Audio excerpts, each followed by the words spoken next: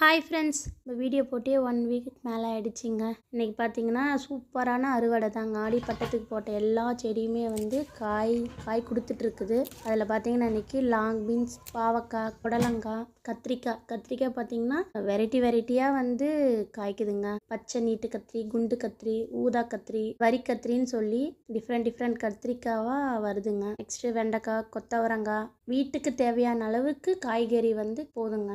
நம்ம கடையில் வாங்காமல் ஆர்கானிக்காக வந்து இதுலேயே நம்ம எடுத்துக்கலாம். இது பார்த்தீங்கன்னா முள்ளங்கி, வெள்ளை முள்ளங்கி வந்து அரை மாதிரி, சிவப்பு முள்ளங்கி க்ரோத் இல்லைங்க, அதுவும் இருந்துச்சு, எடுத்துக்கிட்டோம். நெக்ஸ்ட் ஒரு பீட்ரூட் இருந்துச்சு, அதுவும் விளைஞ்சிருச்சு, அதையும் எடுத்துக்கிட்டு நெக்ஸ்ட்டு பாருங்கள் கீரையெல்லாம் ரெடியாக இருக்குது. ஆனால் இப்போ ஹார்வெஸ்ட் பண்ணல, தேவைப்படுற போது எடுத்துக்கலாம். நெக்ஸ்ட்டு மேலே டெரஸில் பார்த்தீங்கன்னா கொஞ்சமாக அவரைக்காய், இது பார்த்தீங்கன்னா முட்டைக்கோஸ், அது இன்னும் காய்க்கலைங்க, வெயிட் பண்ணி பார்க்கலாம். இது பார்த்தீங்கன்னா ஃப்ரெஷ்ஷான மணத்தக்காளி கீரை, அதுவும் இருந்துச்சு, கொஞ்சம் பறிச்சுக்கிட்டோம்.